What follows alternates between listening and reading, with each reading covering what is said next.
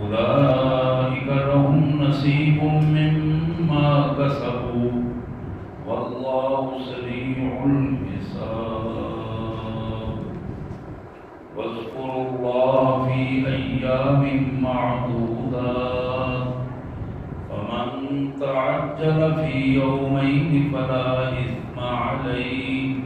ومن تأخر فلا إثم عليه لمن اتقى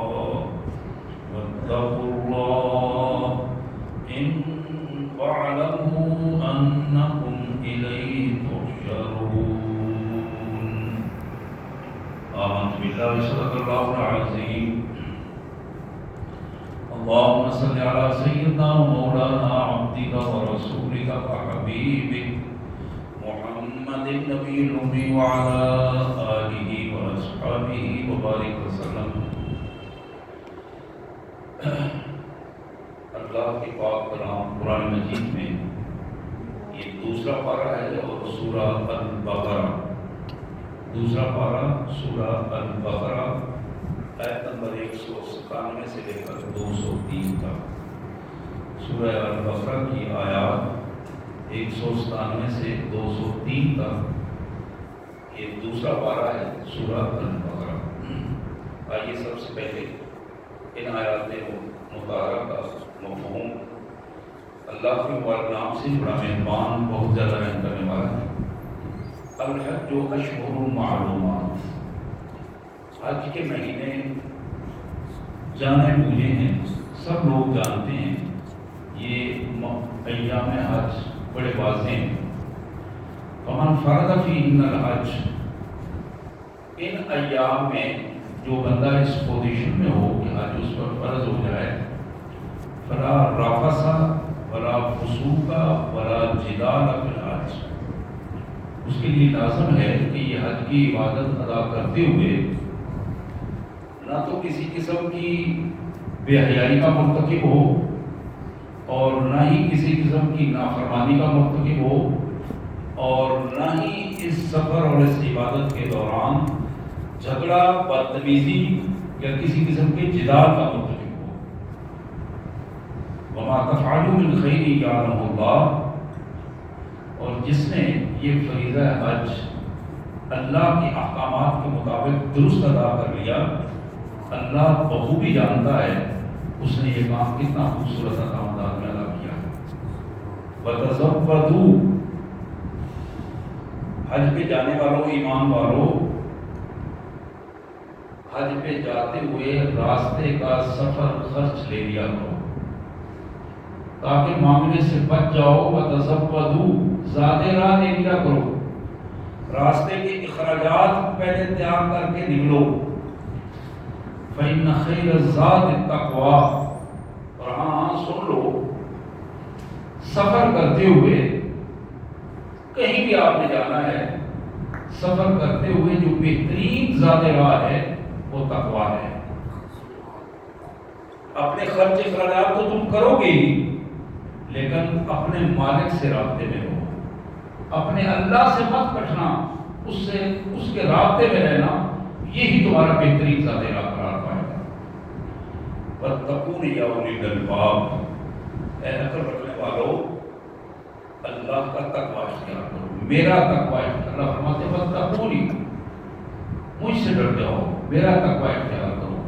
مجھ سے روابط استوار کرو.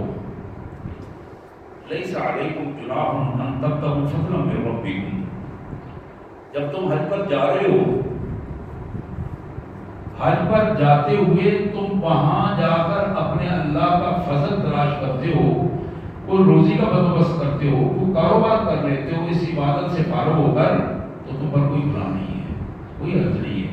وہاں اپنا کوئی چھوٹا موٹا کاروبار میں لے جاتے ہو، کوئی چیز جا کے بیچ دیتے ہو، اس میں کوئی حرج کی بات نہیں ہے. فَإِذَا أَفَضْتُم مِّنْ عَرَفَاتٍ، اور جب تم عرفات سے فارغ ہو کر نکلو، حج کا خطبہ سن لیا، فارغ ہو کر وہاں سے نکلے، فَاذْكُرُوا اللَّهَ عِندَ الْمَشْعَرِ الْحَرَامِ، مشعر حرام کے پاس آ کر اللہ کا ذکر کرو، اللہ کو یاد کرو. یہ خصوصی احکامات ہیں. وَاذْكُرُوهُ كَمَا هَدَاكُمْ، یہ اللہ کی یاد، اللہ کا ذکر اس طرح کرنا ہے جس طرح تمہیں بتایا گیا ہے، تمہارے اپنے انداز نہیں تمہارا، ایسی صورت نہیں کہ جو تمہارا دل کرے تمہارے منہ میں آئے تم کہو، نہیں، کما ہداکم، جس طرح ہم نے اپنے رسول کے ذریعے تمہیں سکھایا ہے نا، اس طرح اس کو ادا کرنا ہے۔ وَإِن كُنتُم مِّن قَبْلِهِ لَمِنَ الضَّالِّينَ، اس سے پہلے تم گمراہ تھے، تمہیں معلوم نہیں تھا، اب ہم نے اپنا رسول بھیج کر تمہیں طریقہ سکھا دیا ہے، اس طریقے پر یہ سارا کام کرو۔ ثُمَّ أَفِيضُوا مِنْ حَيْثُ أَفَاضَ النَّاسُ، پھر جہاں سے لوگ روانہ ہوتے ہیں واپسی کے لیے، وہاں سے تم بھی روانہ ہو جاؤ، وَاسْتَغْفِرُوا اللَّهَ، اور اللہ سے استغفار کرتے رہو، اپنے گناہوں کی معافی مانگتے رہو، ان اللہ غفور رحیم، اللہ بخشنے والا بڑا مہربان ہے۔ فَإِذَا قَضَيْتُم مَنَاسِكَكُمْ، جب تم حج کے سارے مناسک پورے کر لو، سارا طریقہ کار اختیار کر کے اس کو مکمل کر لو، فَاذْكُرُوا اللَّهَ كَذِكْرِكُمْ آبَاءَكُمْ أَوْ أَشَدَّ ذِكْرًا، تو پھر تمہیں رکنا ہے کسی بھی جگہ پر، اگر تم کسی جگہ پر رک جاتے ہو اور وہاں جاہلیت کے دور میں جس طرح تم اپنے آباء و اجداد اور اپنے قبیلوں کو سامنے رکھ کر ان کا ذکر کیا کرتے تھے، ان کی یادیں تازہ کیا کرتے تھے، اب تم یہ کام اللہ کا کیا کرو۔ اب تمہیں کسی قبیلے یا کسی حسب نسب کی بات نہیں کرنی، کیا کرنا ہے؟ فَاذْكُرُوا اللَّهَ، اللہ کو یاد کرنا ہے۔ فَمِنَ النَّاسِ مَن يَقُولُ رَبَّنَا آتِنَا فِي الدُّنْيَا وَمَا لَهُ فِي الْآخِرَةِ مِنْ خَلَاقٍ، کچھ لوگ ایسے بھی ہیں جو وہاں جا کے یا عمومی طور پر بھی اپنے اللہ سے جب دعائیں کرتے ہیں تو صرف دنیا ہی مانگتے ہیں، صرف دنیا ہی مانگتے ہیں، وَمَا لَهُ فِي الْآخِرَةِ مِنْ خَلَاقٍ، ایسے لوگوں کا آخرت میں کوئی حصہ نہیں ہے۔ وَمِنْهُم مَن يَقُولُ رَبَّنَا آتِنَا فِي الدُّنْيَا حَسَنَةً وَفِي الْآخِرَةِ حَسَنَةً وَقِنَا عَذَابَ النَّارِ، کچھ ایسے لوگ ہیں جن کی دعائیں یہ ہوتی ہیں کہ اے ہمارے پروردگار، اس دنیا میں بھی ہمیں بہترین عطا کر اور آخرت میں بھی ہمیں بہترین عطا کرنا، وقنا عذاب النار، آگ کے عذاب سے ہمیں بچا لینا۔ اولئک لہم نصیب مما کسبوا، اب یہ وہ لوگ جنہوں نے اپنے نیک اعمال اور دعاؤں سے جو کچھ کمائی کی ہے، اس کمائی کا بدلہ ایک وہ خوبصورت انداز میں ملے گا، واللہ سریع الحساب۔ اور ہاں یہ بات نوٹ کر لو کہ اللہ کو حساب لیتے دیر نہیں لگتی، واللہ سریع الحساب، اللہ کو حساب لیتے دیر نہیں لگتی۔ یہ حساب دنیا میں بھی ہے، آخرت میں بھی ہے۔ اللہ کو نہ دنیا میں کسی کو گرفت کرتے ہوئے دیر لگتی ہے اور نہ آخرت میں دیر لگتی ہے، واللہ سریع الحساب۔ واذکروا اللہ فی ایام معدودات، یہ ایام حج گنے چنے ہیں،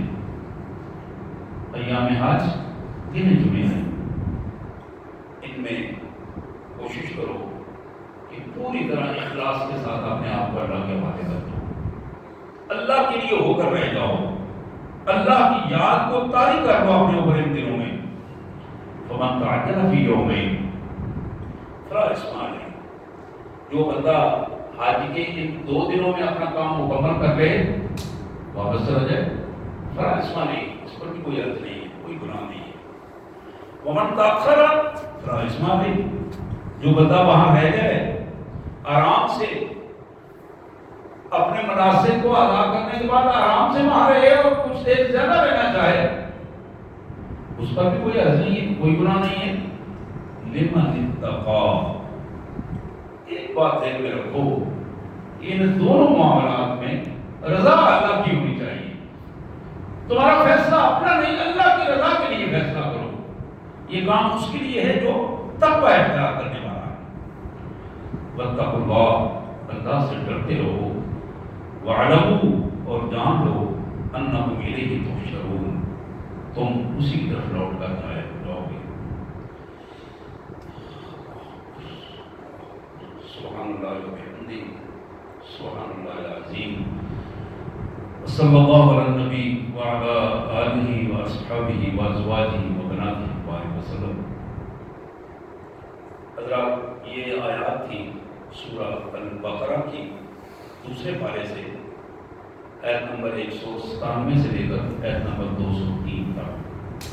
جن آیات کا مطلب بھی آپ کے سامنے پڑھا میں نے اور مفہوم بھی ترجمانی کے انداز میں آپ کے سامنے رکھا۔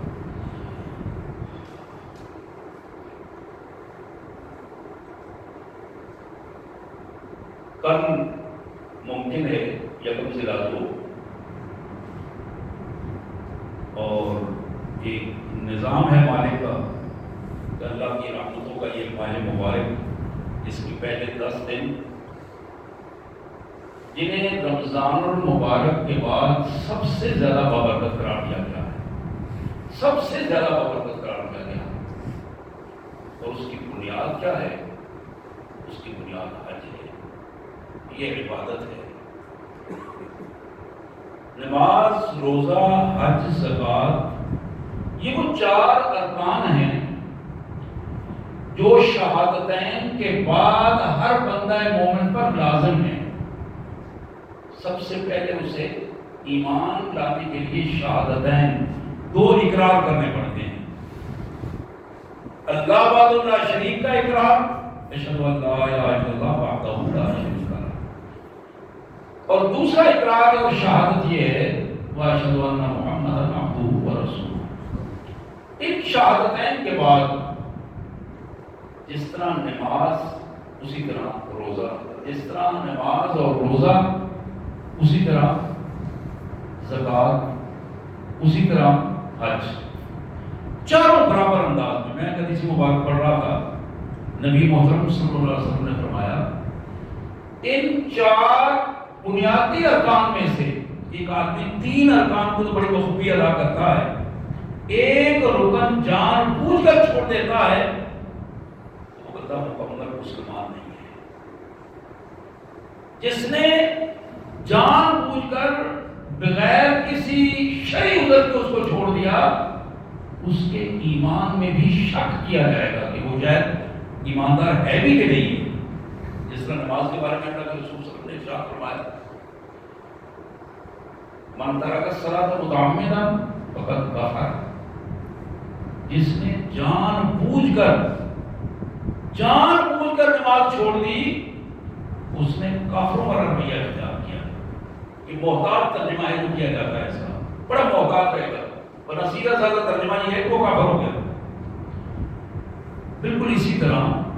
آگے حدیث آ رہی، میں آپ کو الفاظ بھی سناؤں گا۔ محمد کریم صلی اللہ علیہ وسلم نے ٹوک انداز میں یہ الفاظ کہے ہیں، بغیر کسی شرعی عذر کے جس بندے کے پاس وسائل موجود ہیں، کسی بھی شرعی عذر کے بغیر وہ بندہ حج نہیں کرتا اور مر جاتا ہے، وہ یہودی ہو کر مرے یا عیسائی ہو کر مرے، ہمارا اس سے کوئی تعلق نہیں، ہمیں اس کی کوئی پرواہ نہیں۔ یہ بہت بڑا پہلو ہے جس جو غور کرنے کا، کہ جو ہمارے ارکان اسلام ہمیں بتائے گئے ہیں، یقیناً ان کا ایک اخلاقی پہلو ہے، اخلاقی پہلو، ان کا ایک قانونی پہلو بھی ہے، ادائیگی کا انداز بھی، یہ ساری چیزیں اپنی جگہ پر، لیکن ان کے اس قانونی پہلو سے بھی انکار نہیں کیا جا سکتا جو اس کی بنیادی حیثیت رکھتی ہے۔ بالکل اسی طرح نماز کے بارے میں ایک آدمی کہتا ہے میں تو اچھا مسلمان ہوں، اپنے لیے سارا کچھ کرتا ہوں، لیکن اب نماز رہ جاتی ہے، میں کیا کروں، نماز نہیں پڑھی جاتی مجھ سے، اس کا باقی اسلام قبول نہیں ہوگا اس انداز میں جب تک وہ اپنے آپ کو نماز پڑھنے والا نہیں بنائے گا۔ اور اگر نماز سے انکار کر دیتا ہے شعوری طور پر، سوچ سمجھ کے شعوری طور پر انکار کر دیتا ہے، کیا ہوتا ہے میں نماز نہ پڑھوں تو کیا ہو جاتا ہے؟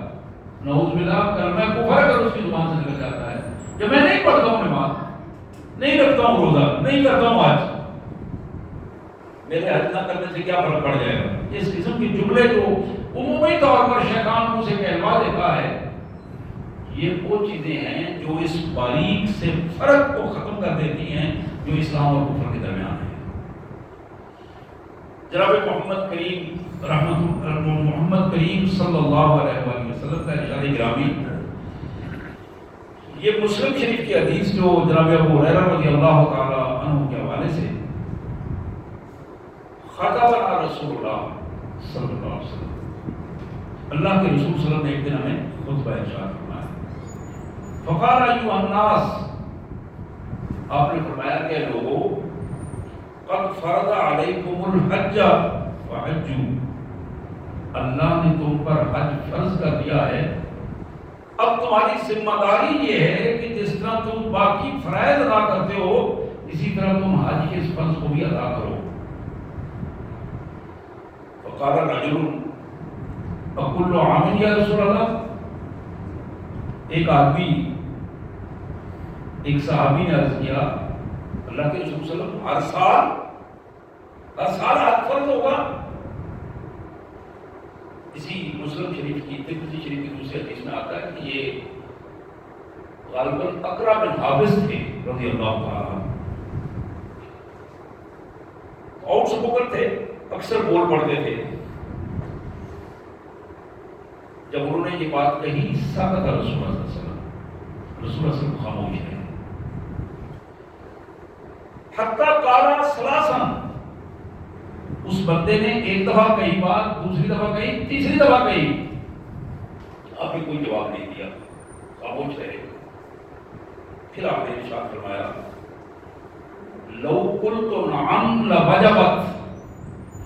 اگر میں یہ بات کہہ دیتا کہ ہاں، تو پھر اللہ کی طرف سے حج تمہارے اوپر فرض ہو جاتا اور ہر سال فرض ہو جاتا۔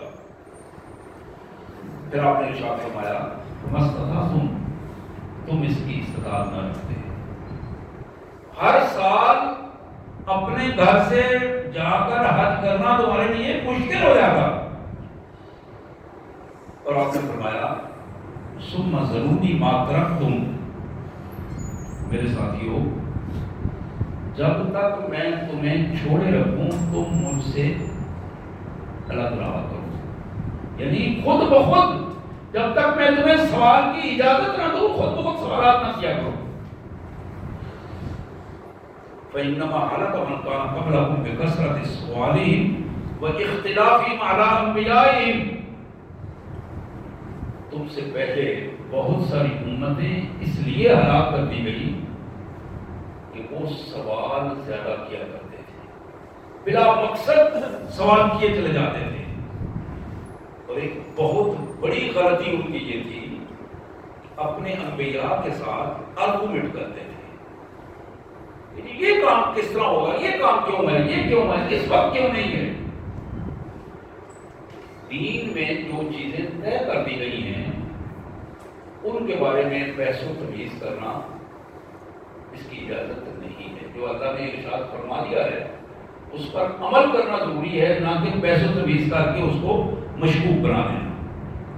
وَإِخْتِلَافِهِمْ عَلَىٰ أَنْبِيَائِهِمْ،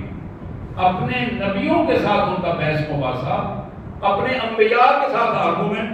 ان سے سوال و جواب کر کے معاملے کو الجھا دینے کی کیفیت، اللہ کے رسول صلی اللہ علیہ وسلم نے اس وجہ سے ان کو ہلاک کر دیا گیا۔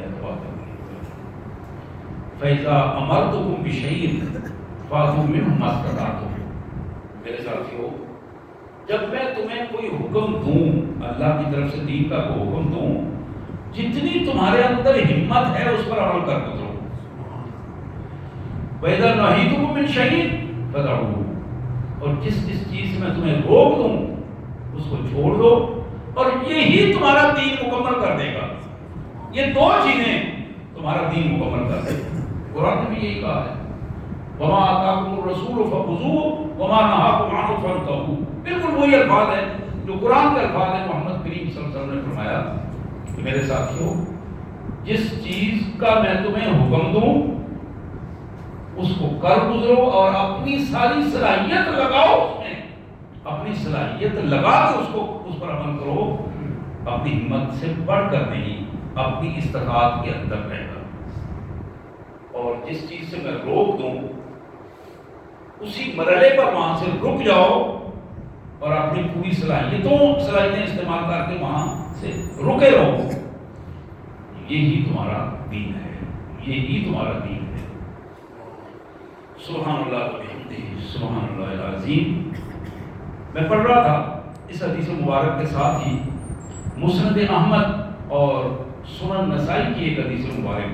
جس میں اس جملے کا اضافہ تھا فمن زاد فتتبعوا. جس نے ایک فرض حج ادا کر دیا اور اس کے بعد بھی موقع ملا اور وہ حج ادا کرنے کے لیے گیا تو دوسرا حج اس کے لیے نفلی حج بن جائے گا. پہلا حج اس نے ادا کیا وہ فرض ہوگا اور اس کے بعد جو دوسرا حج اس نے ادا کیا وہ حج اس کے لیے نفلی حج بن جائے گا. جناب عبداللہ بن عباس نبی رحمت صلی اللہ علیہ وسلم کے چچا دادو بھائی, مفسر قرآن, بڑی عظیم شخصیت, جلیل القدر صحابہ میں نام ہے آپ کا. بخاری اور مسلم کی یہ روایت, ان امراتا من خصعمہ قالت یا رسول اللہ ان فریضۃ اللہ علی عبادہ فی الحج ادرکت ابی شیخا کبیرا لا يثبت على الراحلہ افاحج عنہ قال نعم وذلك في حجۃ الوداع. جناب عبداللہ بن عباس کہتے ہیں کہ حجۃ الوداع کے موقع پر ایک خاتون نبی محترم صلی اللہ علیہ وسلم نے سوال کیا کہ میرے آقا حج کی فرضیت جب ہوئی ہے تو میرے والد محترم بہت زیادہ بوڑھے ہو گئے ہیں, یہاں تک کہ سواری پر وہ خود بیٹھ نہیں سکتے, بیٹھے ہوئے اپنے آپ کو قابو نہیں رکھ سکتے. یعنی شیخ کبیر بہت ضعیف العمر ہے. افاحج عنہ, کیا مجھے اجازت ہے کہ میں اپنے والد محترم کی طرف سے حج کروں؟ بیٹی کہہ رہی ہے. بیٹی نے رسول اللہ صلی اللہ علیہ وسلم سے پوچھا اپنے والد محترم کے حوالے سے, حج فرض ہو گیا میرے والد پر, ان کے پاس پیسہ ہے, اب وہ جا نہیں سکتے, کیا مجھے اجازت ہے کہ میں ان کی طرف سے حج ادا کروں؟ آپ نے فرمایا ہاں تم ان کی طرف سے حج ادا کرو گی, اللہ تبارک و تعالیٰ تمہیں بھی اور ان کو بھی اس کا اجر عطا فرمائیں گے. حضرات ایک تیسری روایت جناب عبداللہ بن عباس رضی اللہ تعالیٰ عنہ کے حوالے سے یہ ہے, قال اتا رجل النبی صلی اللہ علیہ وسلم فقال ان اختی نظرت ان تحج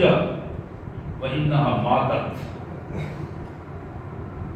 اس بندے نے آگے سوال کیا کہ میرے آقا میری بہن جس نے حج پر جانے کی نظر مانی تھی, جس نے حج پر جانے کی نظر مانی تھی, ماتت, موت آ گئی, موت ہو گئی, نظر پوری نہیں ہو سکی. فقال النبی صلی اللہ علیہ وسلم, تو نبی صلی اللہ علیہ وسلم نے ارشاد فرمایا لو کان علیہا دین اکنت قاضیہ, کیا تمہاری بہن کے اوپر اگر قرض ہوتا کسی کا تم اس کی طرف سے موت کے بعد ادا کرتے؟ قال نعم. اس نے عرض کیا کیوں نہیں میرے آقا, میں اپنی بہن پر جو قرض اس کی موت کے بعد تھا ہوتا تو میں ضرور ادا کرتا. ذرا غور کیجیے, بہن اور بھائی کے رشتے کی میں بات کر رہا ہوں, باپ اور بیٹی کے رشتے کی بات کر رہا ہوں. یہ جو رشتوں میں جس کو ہم عام انداز میں کہتے ہیں کہ خون سفید ہو گئے ہیں, بہن ہے بڑی ہو گئی, وہ تو اپنے بال بچوں والی ہے, اس کا کام ہے وہ کام کرے. بہنوں سے رشتے بھی کمزور ہوئے ہیں, بھائیوں اور بہنوں کا تعلق بھی مادہ پرستانہ دور میں کمزور ہو گیا ہے. باپ بیٹی کے رشتے میں بھی کمزوری کی کیفیت آ گئی ہے, ماں بیٹے کے رشتے میں بھی کمزوری کی کیفیت آ گئی ہے. ایک بڑا نمونے کی حدیث مبارک ہے کہ میرے آقا میری بہن نے حج کی نظر مانی تھی, وہ فوت ہو گئی, اب کیا کروں؟ جواب ملا اگر اس پر کسی کا قرض ہوتا تو تم قرض ادا کرتے؟ بڑی خوشی سے اس نے جواب دیا کیوں نہیں میرے آقا، میں اپنی بہن کا ضرور قرض ادا کرتا۔ پھر میرے آقا رحمت للعالمین سید المرسلین صلی اللہ علیہ وسلم نے فرمایا فَقْضِ دَيْنَ اللَّهِ فَهُوَ أَحَقُّ بِالْقَضَاءِ، کہ جاؤ اللہ کا قرض بھی ادا کرو، یہ زیادہ اللہ حقدار ہے کہ اس کا قرض تم ادا کرو۔ تمہاری بہن نے نظر مانگی تھی، گویا اس پر یہ قرض تھا اللہ کی طرف سے جو خود اس نے اپنے اوپر لیا نظر مانگ کر۔ اب تمہاری ذمہ داری یہ ہے کہ تم اس قرض کو ادا کرو۔ یہ بالکل اسی طرح ہے جس طرح عام قرض ادا کرتے تھے۔ اللہ کا قرض ادا کرنا زیادہ اس کا اللہ حقدار ہے کہ سب سے پہلے اللہ کا قرض ادا کیا جائے۔ اللہ کی طرف سے جو چیزیں فرض ہیں، جو جن کا وجوب ہے، جو لازم ہے، ان کو سب سے پہلے پورا کیا جائے۔ سبحان اللہ و بحمدہ سبحان اللہ العظیم۔ حضرات، یہ چوتھی حدیث ہے جو میں آپ کے سامنے رکھنا چاہوں گا۔ تھوڑا سا وقت ہوتا ہے، میری کوشش ہوتی ہے کہ میں نبی رحمت صلی اللہ علیہ وسلم کے ارشادات ہی آپ کے سامنے رکھوں۔ آپ نے ارشاد فرمایا لا يخلون رجل بامرأة ولا تسافرن امرأة الا ومعها محرم۔ لوگوں، یہ حدیث مبارک بھی بخاری اور مسلم کی حدیث ہے اور حضرت عبداللہ بن عباس کی روایت ہے۔ آپ نے فرمایا کہ کوئی عورت کسی غیر محرم مرد کے ساتھ الگ ہو کر کسی جگہ پر مت ٹھہرے۔ کوئی عورت کسی غیر محرم مرد کے ساتھ جہاں وہ صرف دو ہوں الگ ہو کر نہ بیٹھے نہ ٹھہرے۔ وَلَا تُسَافِرَنَّ امْرَأَةٌ إِلَّا وَمَعَهَا مُحْرَمٌ، اور محرم کے بغیر کوئی عورت سفر بھی نہ کرے۔ اس کی اجازت نہیں ہے کہ اس کا محرم اس کے ساتھ نہ ہو اور وہ سفر کرے۔ فقال رجل یا رسول اللہ اکتبت فی غزوۃ کذا و کذا وخرجت امراتی حاج، میرا نام جہاد کے فلاں پارٹی میں لکھا جا چکا ہے، میں نے وہاں جانا ہے، رجسٹریشن ہو گئی ہے، میرا نام وہاں لکھ دیا گیا ہے، لیکن اب میری بیوی جو حج کے لیے تیار ہو کر نکل کھڑی ہوئی ہے، اب یہ آپ کا حکم سامنے آ گیا، میں کیا کروں؟ نبی رحمت صلی اللہ علیہ وسلم نے فرمایا اذهب فاحجج مع امرأتک، جہاد کو چھوڑ دو، سب سے پہلا کام یہ کرو کہ اپنی بیوی کے ساتھ جا کے حج کرو اور اس کے بعد آگے جہاد کرو۔ اور کسی ایک الفاظ پر ہی بڑے اہم الفاظ ہیں، اذهب، چلے جاؤ یہاں سے، فاحجج مع امرأتک، اپنی بیوی کے ساتھ مل کر حج کرو، فارغ ہو جاؤ گے پھر کے باقی کام کرتے رہے۔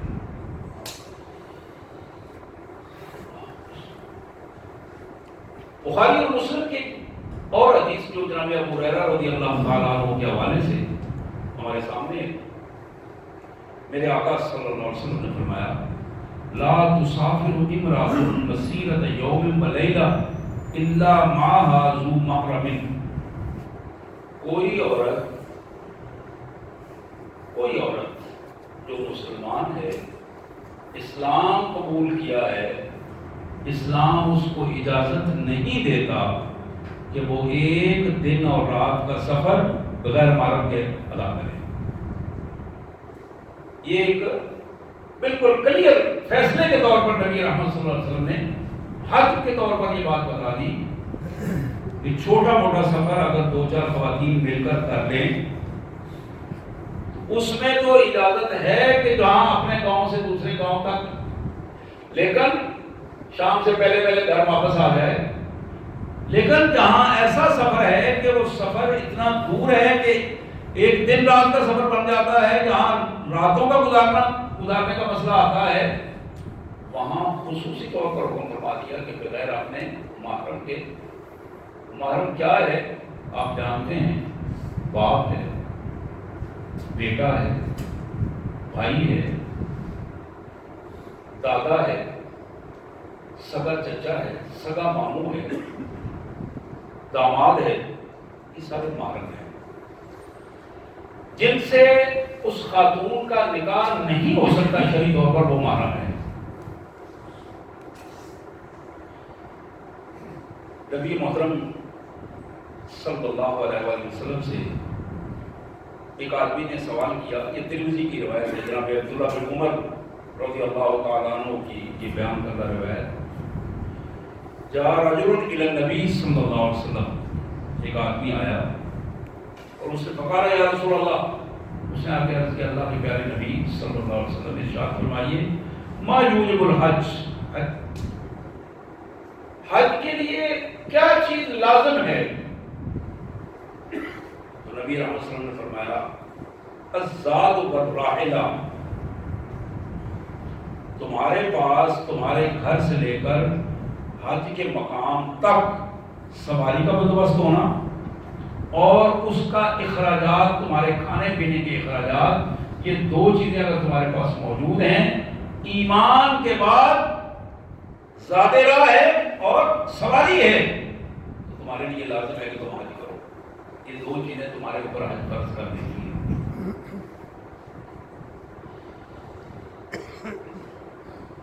جناب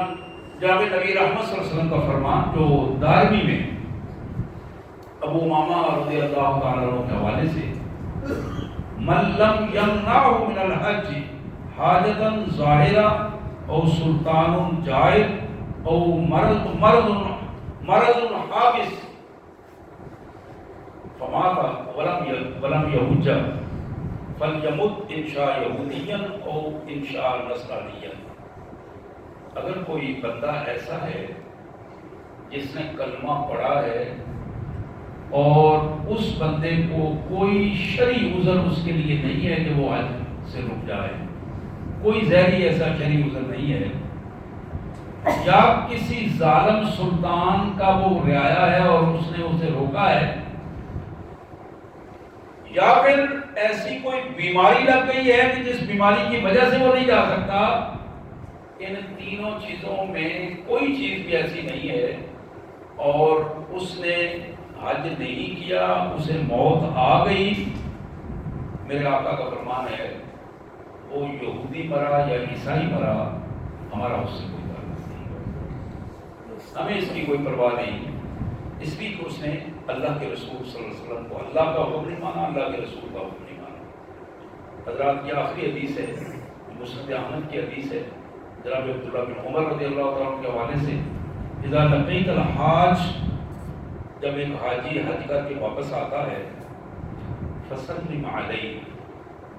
تمہارا پہلا کام یہ ہے کہ اس کو سلام کرو، وصافحہ، دوسرا کام یہ ہے کہ اس سے مصافحہ کرو، ملو اس سے، ومرہ ان یستغفر لک قبل ان یدخل بیتہ، اس کے اپنے گھر میں داخل ہونے سے پہلے اپنے لیے مغفرت کی دعا کراؤ، فإنہ مغفور لہ، اللہ تعالیٰ کے ہاں اس حاجی کی جو اپنے گھر سے پہلے داخل ہونے سے پہلے کسی دوسرے کے لیے مغفرت کی دعا کرتا ہے، اللہ تعالیٰ کے ہاں اس کی دعا قبول ہوتی ہے۔ حضرات اس حوالے سے ہمیں بڑی سنجیدگی کے ساتھ، ہم اکثر یہ دو چیزیں ہمارے پاس ہوتی ہیں، پیسہ بھی ہوتا ہے،